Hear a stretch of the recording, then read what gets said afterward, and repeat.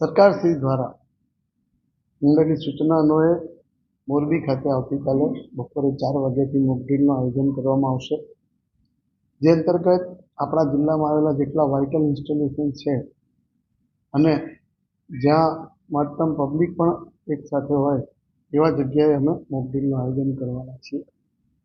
સંભવિત યુદ્ધની પરિસ્થિતિને ધ્યાને રાખતા આવતીકાલે સમગ્ર મોરબી જિલ્લામાં રાત્રિના 7:45થી 8:15 કલાક સુધી બ્લેકઆઉટ એટલે કે સંપૂર્ણ અંધારપટ કરવાનું અત્રેથી નક્કી કરવામાં આવેલ છે અને આ માટે પ્રજાજનોને જાગૃત કરવા માટે આહવાન કરવામાં આવે છે.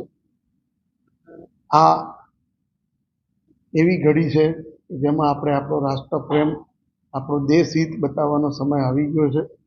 ત્યારે આવતીકાલે રાત્રે 7:45થી 8:15 કલાક સુધીમાં આપણા જિલ્લાની હોસ્પિટલ અને અત્રેથી જેને મંજૂરી આપેલી હોય એ પ્રકારના સંસ્થાનો સિવાય તમામ રહેણાંકો, તમામ ઔદ્યોગિક ગૃહો, તમામ વેપારી પ્રવૃત્તિ કરતા દુકાનદારો કે જિલ્લાના તમામ જેટલી પણ સંસ્થાઓ છે એમાં આપ સૌ સ્વમેળે આપની ફરજ સમજીને દેશપ્રેમની ભાવનાને ધ્યાને રાખીને સૌ પ્રથમ થનારી ઘણા વર્ષો બાદ આ જે મોક ડ્રીલ છે અંધારપટની, એમાં અવશ્ય રીતે સરકારને સહકાર આપશો.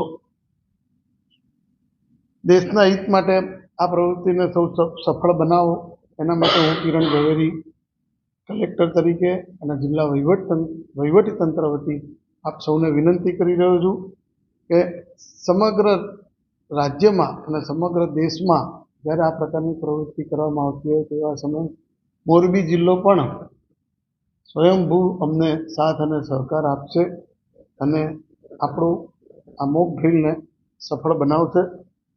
આ મોક ડ્રીલની કાર્યવાહી વખતે કોઈ પણ ભ્રામક વાતોમાં ના ફેલાશો અને આપ સૌ અફવાઓથી દૂર રહો.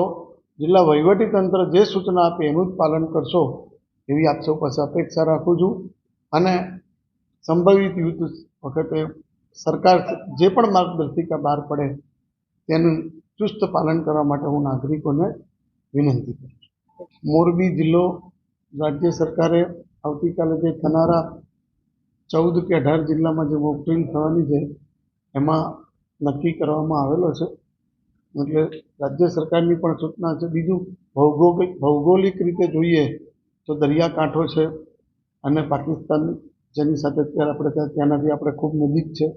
કચ્છની બોર્ડર પાકિસ્તાન સાથે પડેલી જેને આપણે કચ્છ સાથે એટેચ છીએ એવા સંજોગોમાં મોરબી જિલ્લાને આપણે સંવેદનશીલ ગણવો જ જોઈએ અને આપણા નાગરિકોએ આ સમયે દેશ ભાવના કેળવવી જોઈએ અને દેશ ભાવના જેની છે બધા પાસે છે જ, તો એનું આ ટાઈમે આપણી દેશ ભાવના પ્રગટ કરવાનો સમય આવી ચૂક્યો છે.